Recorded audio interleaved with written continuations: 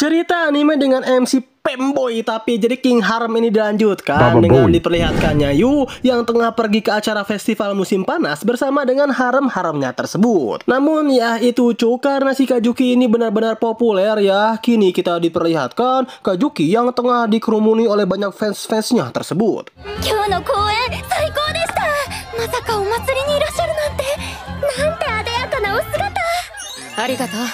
Bahkan nih ya, meskipun ada seorang wanita yang menganggap ngapain sih kalian itu tergila-gila banget sama Kajuki, wong bagaimanapun juga kan Kajuki itu wanita tahu. Ya bisa dibilang wanita ini merupakan hatersnya dari Kajuki lah awalnya. Sebab rasa benci sang hater ini seketika berubah menjadi cinta ketika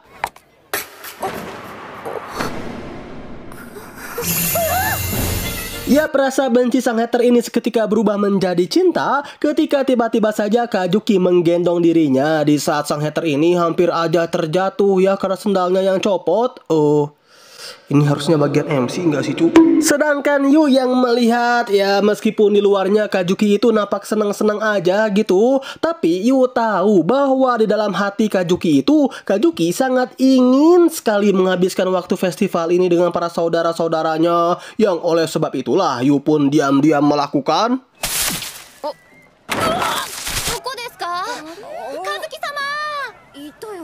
Yap, Yu diam-diam membawa Kajuki untuk kabur dari kejaran para fansnya tersebut. Sebab selain Yu yang tahu akan keinginan Kajuki, sebenarnya Yu juga tahu kok bahwa selama ini Kajuki diam-diam menyembunyikan kesakitannya karena kaki Kajuki yang lecet.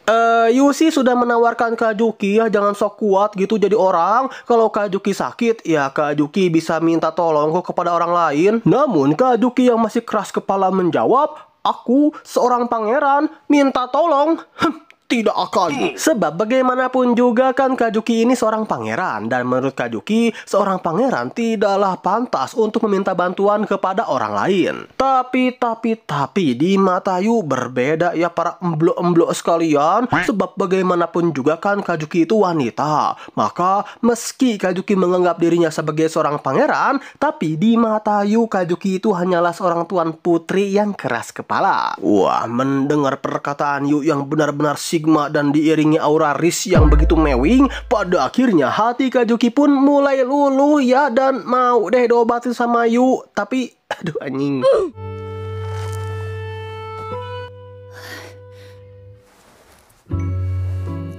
Ngapain kalian nyekali manuk yang ya terjadilah scene uwan yang aing yakin belum pernah kalian rasakan sama sekali ya para penonton.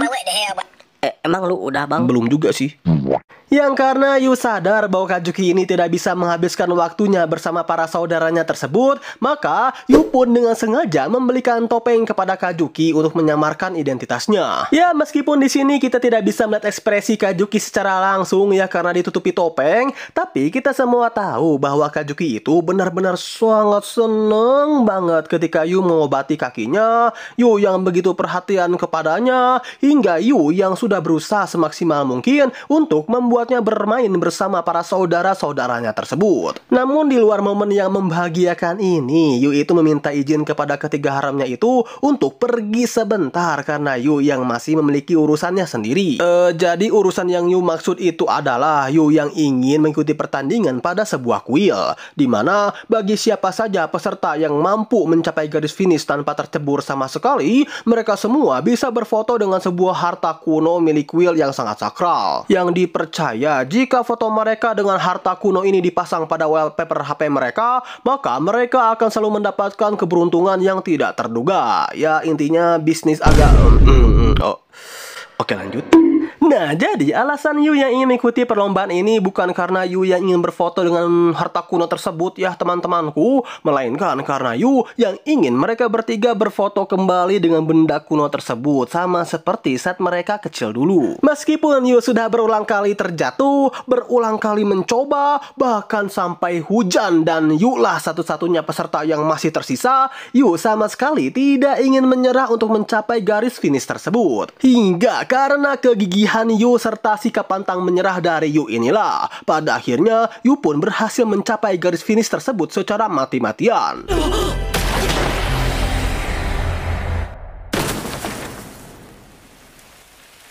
Tapi ini ya, ketika Yu yang ingin mengajak ketiga haremnya untuk berfoto dengan benda kuno itu,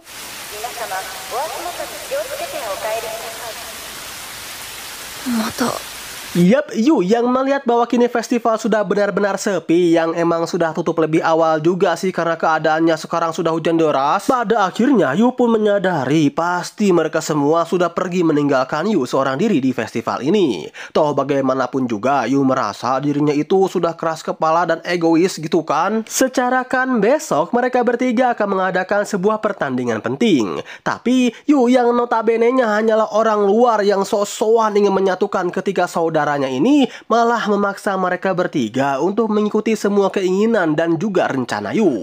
Tapi di tengah-tengah rasa keputusasaan Yu, tiba-tiba saja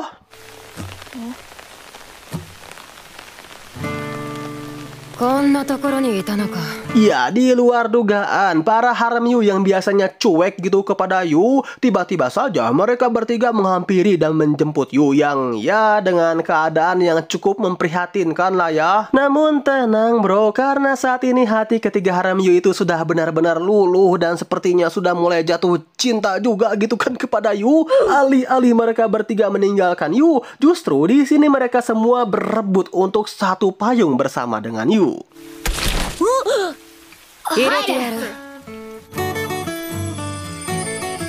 Tapi karena mereka bertiga yang sama-sama ingin berebutan untuk satu payung dengan Yu, maka mereka bertiga pun memutuskan hal tersebut dengan cara bersuit. Dan yang memenangkan suitnya itu adalah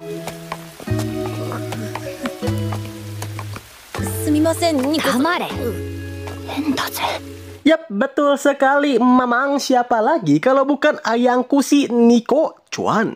And ya, maka kini kita diperlihatkan Yu yang mengajak ketiga haremnya tersebut untuk berfoto kembali dengan sang benda kuno peninggalan kuil. Awalnya sih mereka bertiga agak susah sekali gitu untuk disuruh senyum, tapi setelah mereka melihat tingkah Yu yang sangat imut banget, maka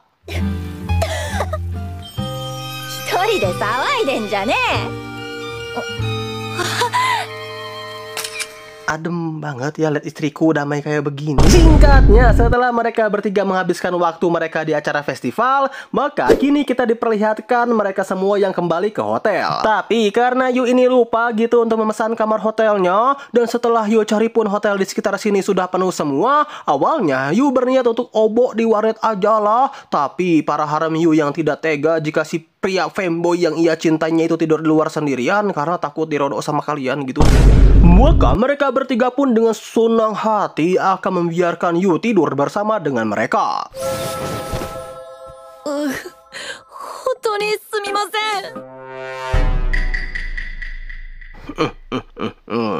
Ini saatnya.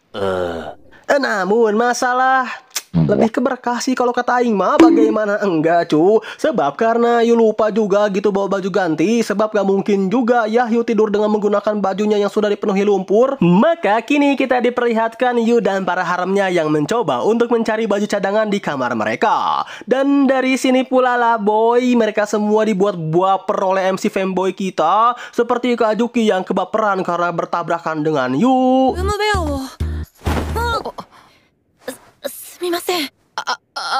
Lalu ada Miwa, apaan tuh? Miwa yang baper ketika dekat-dekat dengan Yu. Dan my waifu Nico pun sama juga gitu baper dikala Yu mencoba untuk mengambil baju gantinya.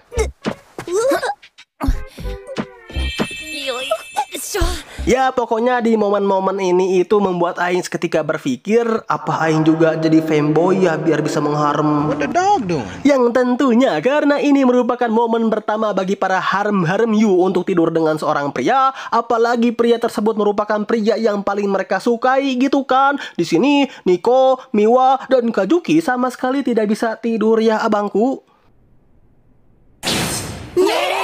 Sebenarnya Yu pun sama sih, tapi alasan Yu yang tidak bisa tidur itu bukan karena hatinya yang sedang doki-doki atau karena sang Stephen yang tengah meronta-ronta. Ya para penonton, curiga gay anjing ini si Yu. Raul. Namun karena Yu itu benar-benar seneng banget, sebab rencananya untuk mendekatkan ketiga haremnya ini bisa tergolong ya cukup mulus lah Kang. Sampai kebahagiaan Yu itu berubah menjadi rasa sedikit panik ketika Yu sadar bahwa foto kecil ketiga haremnya itu hilang entah kemana.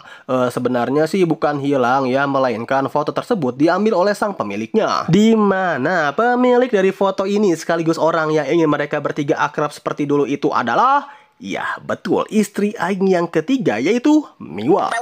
Nah, setelah Yu tidur, keinginan Yu yang ingin mereka bertiga itu curcol semalaman pun terwujudkan juga ya. Seperti Kajuki yang merasa senang karena Nico sudah mau jujur dengan dirinya sendiri untuk menggunakan baju-baju yang unyu. Nico juga senang karena Kajuki sudah bisa mengekspresikan kebahagiaannya ketika mereka semua bersama. Dan Miwa juga merasa senang karena setelah sekian lama mereka bertiga sibuk dengan urusan mereka masing-masing, di hari ini mereka semua pada akhirnya bisa menghabiskan waktu bersama lagi seperti dulu. Terus soal turnamen mereka bertiga bagaimana abangku?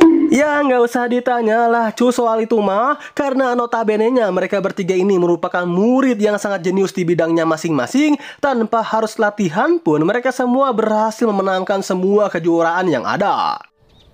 あの帝の三姉妹がまたも快挙です。和樹さん主演の舞台は大成功。やっぱ天才だ。 Sekaligus hal ini pun juga menutup alur cerita dari anime yang berjudul Mikado no Sanshimai episode yang keempat mamangku. Bang, Aing dengar dari salah satu forum anime, Bang, katanya ketiga haram Yu ini sebenarnya Hode, abangku. Dan Yu lah Bang yang merupakan perempuan yang sebenarnya. Berita macam apa itu cu? Masa Hode lagi nying, malaikat Hode, cosplayer Hode, dan ini ketiga waifu Aing juga Hode gitu. Pensi Aing dari YouTube pedir.